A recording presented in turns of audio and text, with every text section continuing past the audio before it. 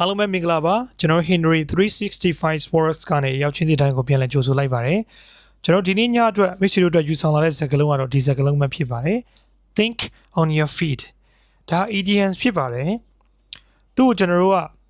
ဘာသာပြင်ရမယ်ဆိုရင်တော့မညှော်လင့်ထားတဲ့အခြေအနေတစ်ခုခုပေါ့နော်ခက်ခဲတဲ့အခြေအနေတစ်ခုကိုကျွန်တော်တို့ကချက်ချင်းစဉ်းစားပြီးတော့ဖြေရှင်းတာမျိုးခေါ်ပါတယ်ဆိုပါစို့ဥပမာအနေနဲ့နော်ဒီမှာကြည့်လိုက်ပါဥပမာလေးကိုကြည့်လိုက်ပါ As a teachers you need to think on your feet when students ask unexpected questions ဆရာတယောက်အနေနဲ့မမျှော်လင့်ထားတဲ့အခြေအနေဒီမှာကျောင်းသားတွေကမေးခွန်းမေးလာတဲ့အချိန်မှာကျွန်တော်တို့ကလင်းလင်းမြန်းမြန်းနော်စဉ်းစားခြင်းအများကြီးမရပဲပြန်လဲဖြည့်ရှင်းတယ်ပြန်လဲအဖြေပေးတာကိုဆိုလိုတာဖြစ်ပါတယ်အဲ့ဒီအတိတ်ပဲကိုကျွန်တော်က think on your feet လို့ခေါ်တာဖြစ်ပါတယ်အဆင်ပြေကြပါစေကျွန်တော်မိတ်ဆွေများနောက်ထပ်စကားလုံးတွေမှာပြန်လည်တွေ့ဆုံပါမယ်ခင်ဗျာ